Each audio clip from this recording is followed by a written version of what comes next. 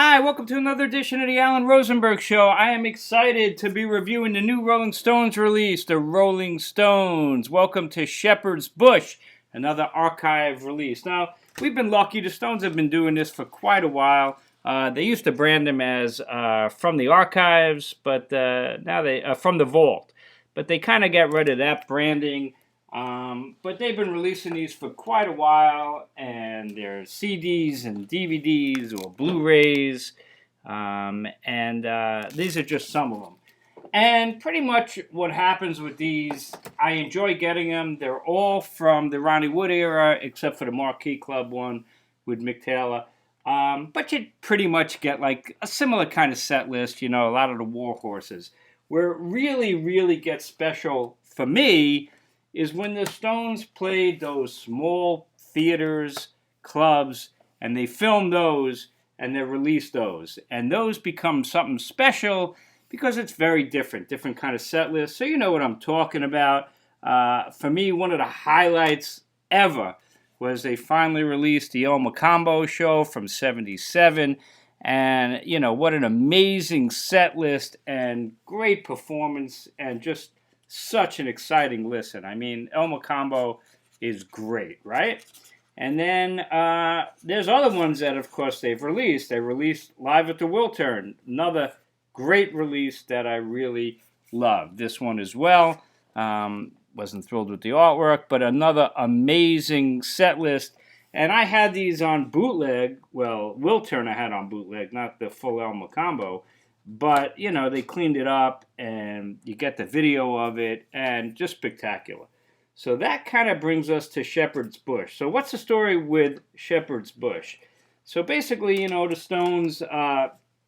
let's not forget this one. This was an awesome one. Totally stripped, right, from the Voodoo Lounge tour, and they played those 3 shows. These were tremendous, and these are CDs and DVDs from the Paradiso and the Olympia and the Brixton Academy. Now, unfortunately for me, I've seen the Stones tons of times, but I've never seen them in a small place. So when I get to see a DVD, Blu-ray, and the performance in the club, and they're just on another level, it's just awesome. Which brings us to Shepherd's Bush. So what's the deal with this? Of course, they were in the middle of the Bridges to Babylon tour, which came out in 1997. That was a stadium tour, and they also played arenas. And then they decided to come back in 1999, right? And they did the No Security tour. And that was a really, really special tour because they went back and played arenas, and they did a completely different show than the Bridges to Babylon tour. I saw Bridges to Babylon at MetLife Stadium and Madison Square Garden. No Security, and this actually is the shirt, I saw in Las Vegas. And it was, I always say it was the most fun I ever had at a Stones concert. It was just awesome. Deeper cuts, small place, completely different than the Bridges to Babylon show. And in fact, I have a bootleg of the Vegas show that I was at. And it's a really good bootleg. But then they went back to Europe and England, and they continued the Bridges to Babylon tour. They were playing Wembley Stadium and the big places. They decided to sneak in a small show at Shepherd's Bush. Now, it became pretty famous because it had some deep cuts, which we're going to go through. But that was released on a bootleg called Don't Bust the Crust on Sister Morphine Records. A really, really good bootleg. And this was a thrill because now we were getting these deep cuts, from this one-off show at Shepherd's Bush. Great performance. Well, now the Stones have treated us to an official release, which we have right here. So this is the Blu-ray and 2 CD version. Let's open it up. There's the cover. I'm not a fan of the cover again. It continues this tradition of, for me, not exactly great artwork. Here's the inner opening sleeve, and you basically get a 4-out panel, and it looks like that. There's Keith, and you got Charlie, and you got Woody, and you got Mick, and you got the Blu-ray in here, and the 2 CDs, and you got to kind of squeeze your fingers in there without tearing it, same as the Will Turn. And this is the booklet. And it's really not a very impressive booklet like Will Turn either. You know, the liner notes are okay, but again, for me, the Stones packaging really and the artwork lately has just nothing to write home about. There's the credits right there. But again, as you can see, you could flip right through this booklet very, very quickly. So that's the packaging of Shepherd's Bush. But most importantly, let's talk about the set list and the performance. So they open up with Shattered, and it's a great version of Shattered. There's a set list. We're going to go through it song by song. It's got a great pace, Shattered. Sometimes they could do it like a real punk rock band and do it really, really speedy. This one doesn't. It's got a great loping kind of a gait. Jag is singing amazing through the whole concert, got to be honest with you. The band is really into it. You can really hear the lyrics. The crowd is so into it when they go, up, up, up, up, up, to live in this town. You know, they're really into it. Great performance of Shattered. It turns out it's a great opener. And Keith is so excited at the end, he falls to his knees on the stage. Then they go into It's Only Rock and Roll.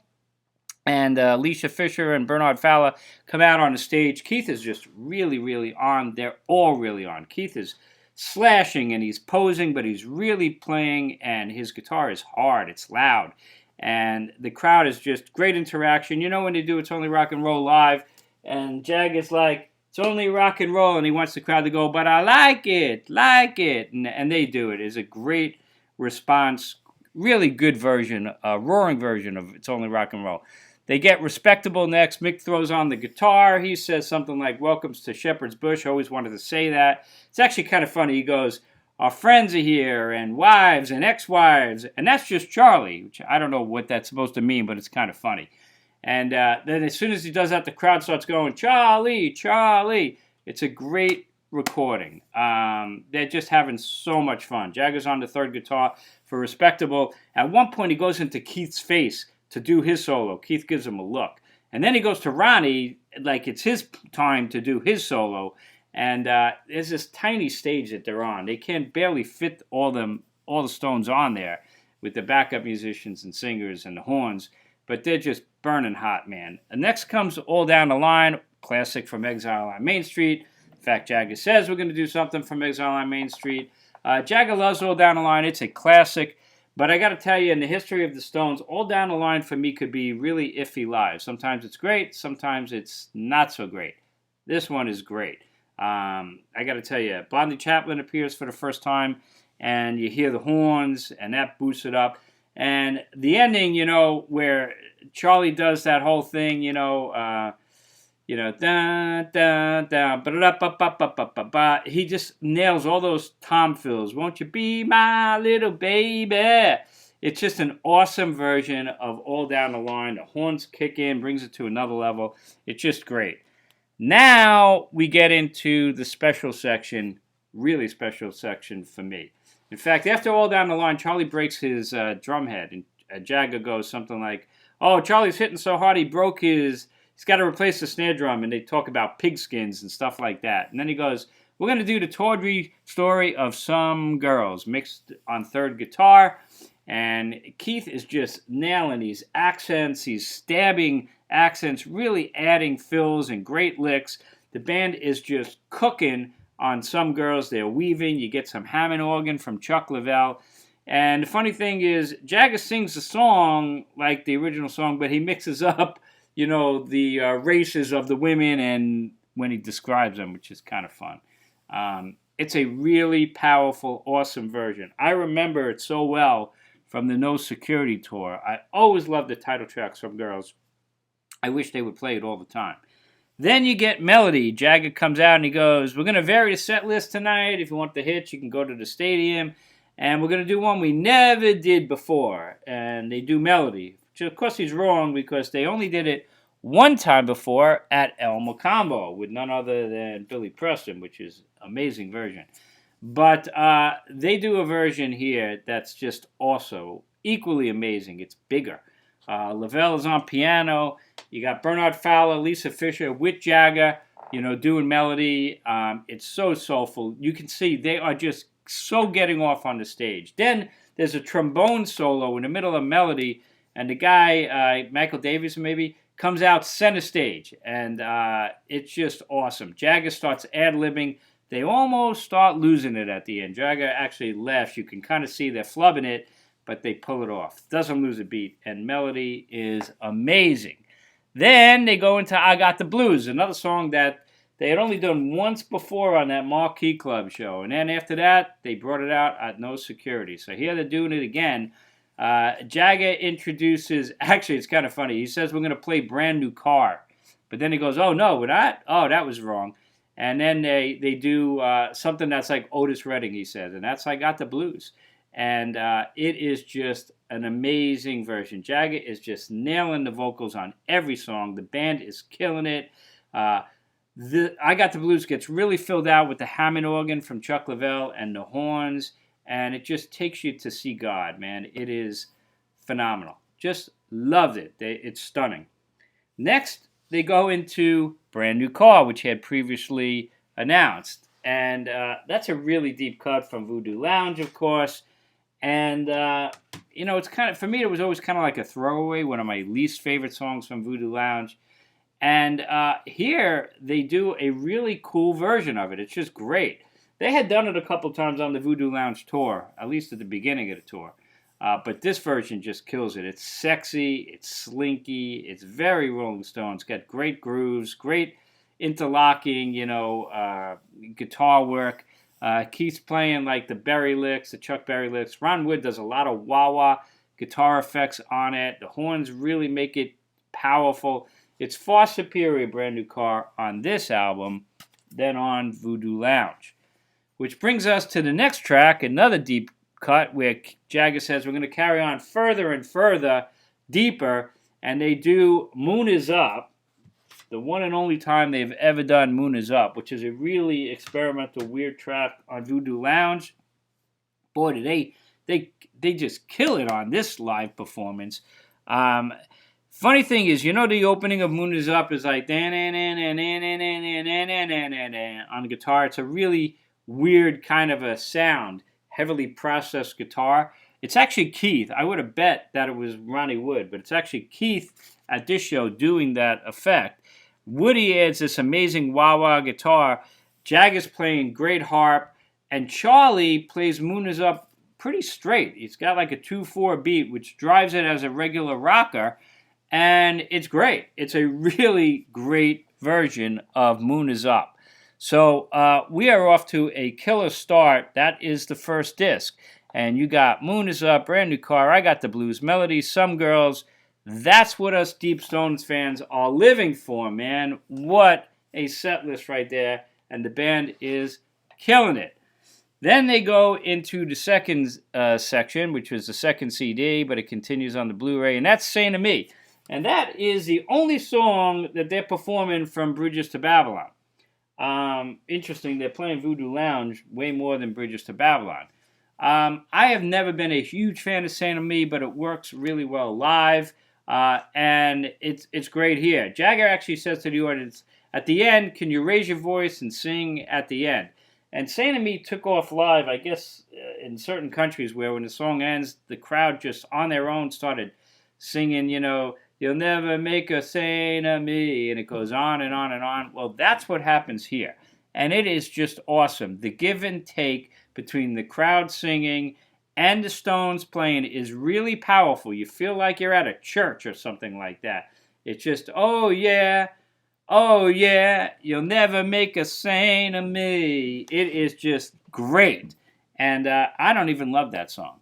All right, the crowd is still singing that. Keith comes to center stage and he opens the notes for the riff of Honky Tonk Women, which Mick comes in and he always can't sing Memphis for some reason. The opening line in Memphis, he never can get that. And that's the only Mick kind of not singing great at one line from Honky Tonk Women for whatever reason.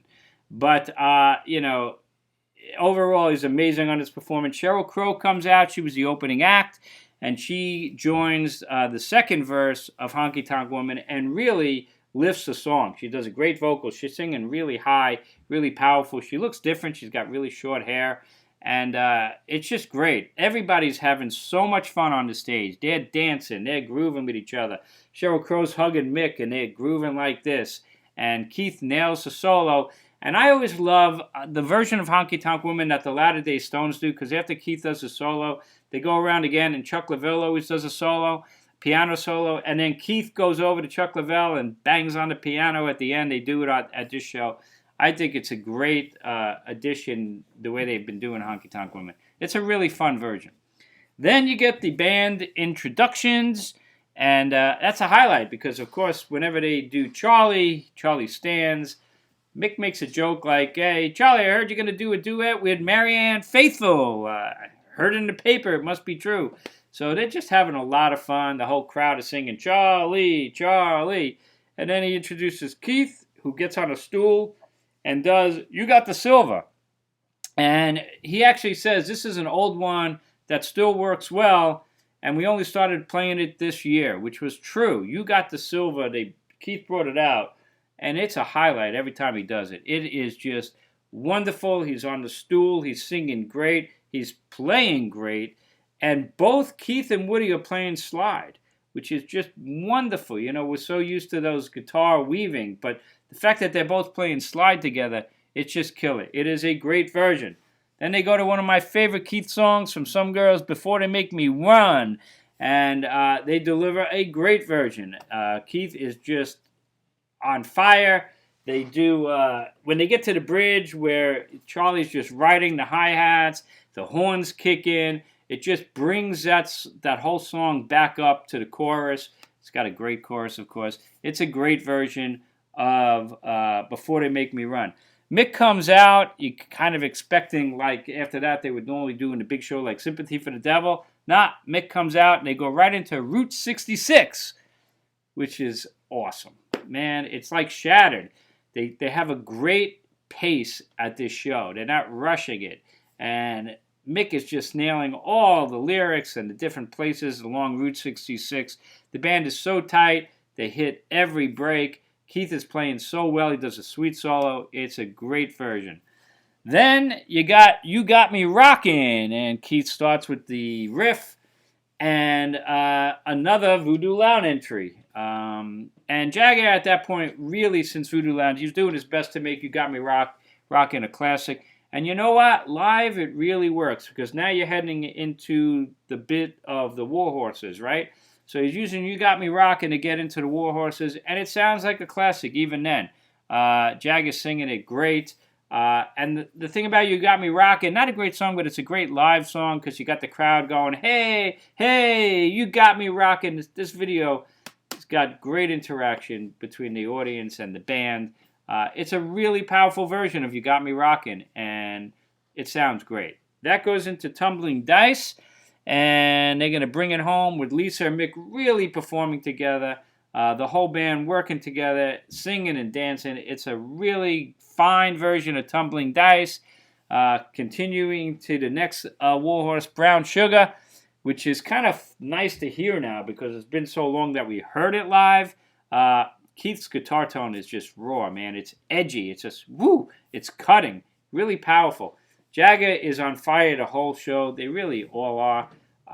Bobby Keys comes out, does his trademark Brown Sugar solo. Mick grabs his mic, shoves it into the saxophone, which is fun. The crowd is up and really singing, "Yeah, yeah, yeah, woo!" You know, God kind of missed that. You know, it's just such a fun in-concert song, classic, and it's just nice to hear it again. And then they come out for the encore, none other than Jumpin' Jack Flash. Keith is just pumped. He is slashing the riffs. He's doing a lot of posing. He's doing a lot of moving, but the music is there. He is really totally delivering on the guitar.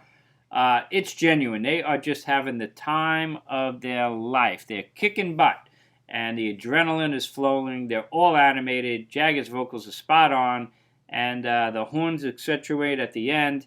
It's a burning version and a perfect way to end what is really a special, spectacular show. Now, what I did was I listened to the CDs first. The 2 CDs I listened to first, and then what I do is I watch the Blu-ray. It's kind of like when you watch a movie, you want to read the book first and then watch the movie. Kind of the same thing. The CD sounds great, and I thoroughly enjoyed it. But the Blu-ray is on another level. This concert is definitely meant to be seen and not simply heard. That's my opinion. You gotta get the DVD version. The Blu-ray version. I feel the same way with all of these. The Stones are meant not just to be heard live, but to be seen. When they're playing in a small club like this, they're untouchable. They are truly the greatest rock and roll band in the world. Nobody's touching them when they're playing at this size. It's just great. I listened to the stereo version and the Atmos 5.1. It's actually an Atmos mix 7.1. Sounds great. I have a surround sound system. What else? It's in the Blu-ray's in split screen. I know some people are complaining about that. I don't know if you can see it right there. This is my stereo. I have the surround sound here. That TV is only like 30-something inches. I'm more audio driven than visual. But I got to tell you, the split screen, I loved it. I found it very exciting. I was never bored. Not that I'm bored with a regular version either. But I loved, focusing on different things. And I thought the split screen was really effective. So I thought it was great. The sound is great. Jagger looks amazing, by the way. He's so buff. He was working out, man. He's got muscles on top of muscles.